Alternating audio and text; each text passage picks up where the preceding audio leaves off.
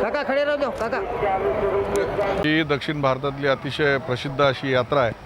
देशभरातून म्हणजे राजस्थानची यात्रा झाल्यानंतर धुळे जिल्ह्यातली सारंगखेडा आणि त्याच्यानंतर माळेगावची यात्रा असते आणि या निमित्तानं आपल्याजवळ असलेले पशु असतील किंवा काही पक्षी असतील किंवा घोडे असतील याचं प्रदर्शन मोठ्या प्रमाणामध्ये इथं होत असतं।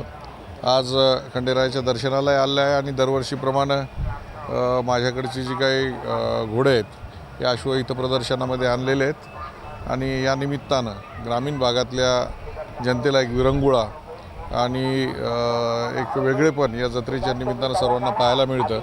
ही जत्रा खंडेरायांच्या चरणी नतमस्तक होतो आणि त्यांना आशीर्वाद मागतो की सर्व शेतकऱ्यांच्या आयुष्यामध्ये सुख समृद्धी शांतता होती।